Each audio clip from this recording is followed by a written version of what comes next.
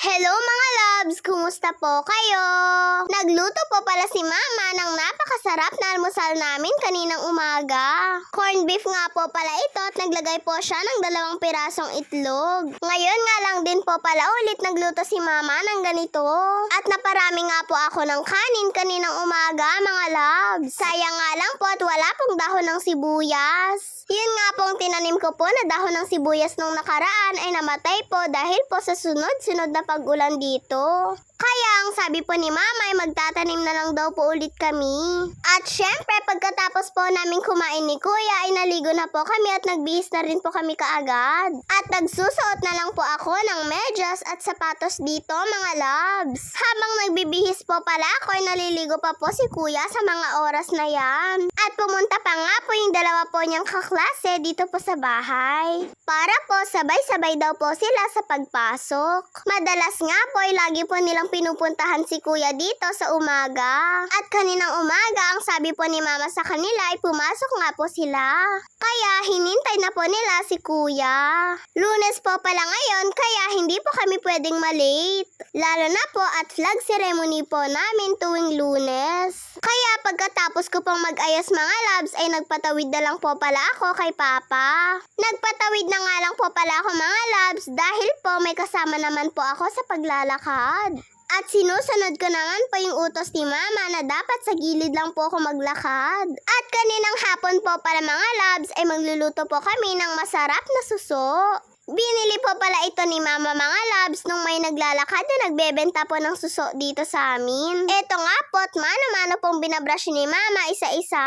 Para daw po matanggal yung putik sa shell. Para daw po masiguradong malinis po ito kapag naluto na. Gustong-gusto nga po pala namin ni Kuya kapag po nagluluto si Mama ng ganitong suso. Ang tawag nga po ni Kuya dito noon ay kiss-kiss daw po.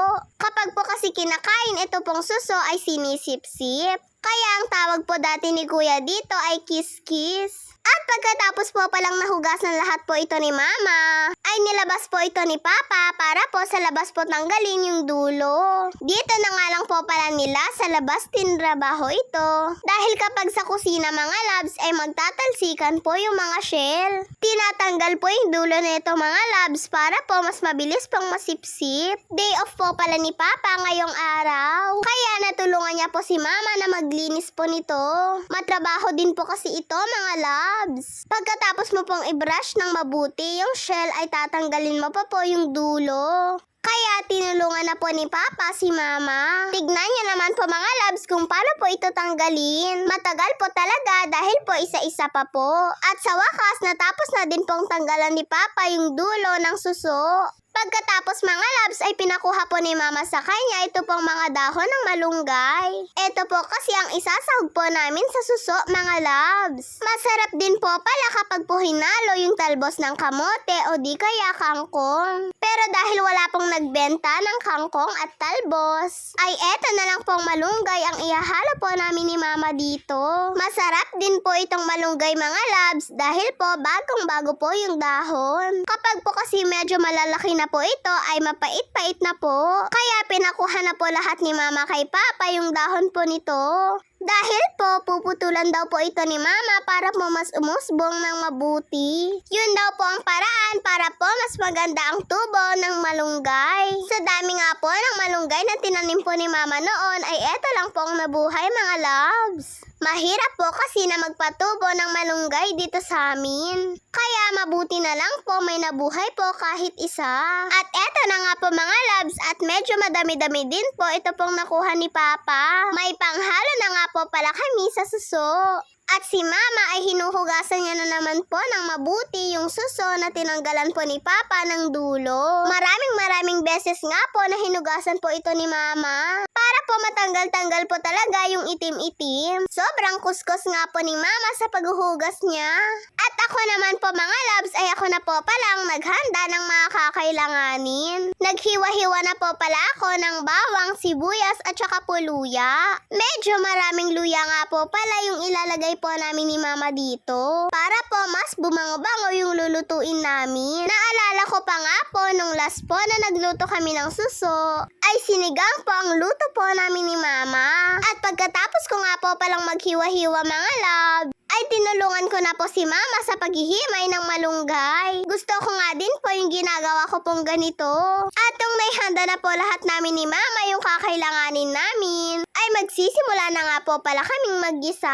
Inuna ko po palang ilagay yung bawang at sibuyas. Pagkatapos ay eto pong luya. Naku nga po mga loves, pagkagisa ko nga po neto ay amoy na amoy ko nga po kung paano po magluto si mama ng lugaw. Ganito po kasi yung amoy ng lugaw mga loves. O ayan na nga, nung nag-brown na po yung bawang sibuyas at luya, ay nilagay ko na po ito pong suso.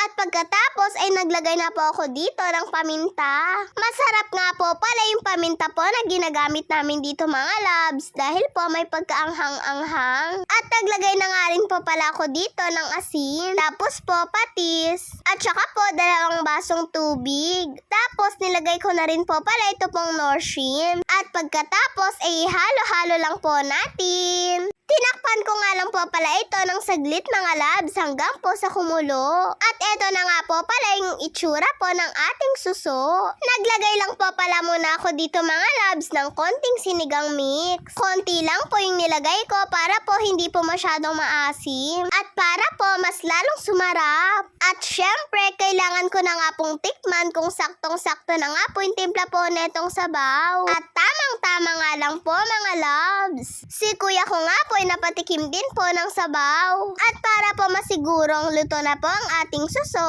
ay nagpalamig lang po ako ng 1 piraso. Pagkatapos ay tinikman ko na po ito.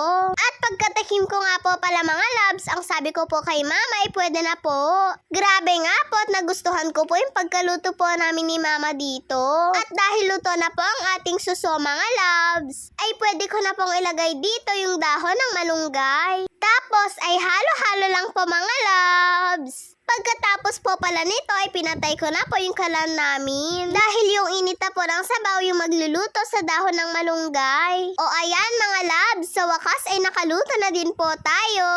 Yun lang po mga loves, maraming salamat po sa panonood nyo. Mag-iingat po kayo palagi. God bless to all. Bye-bye po.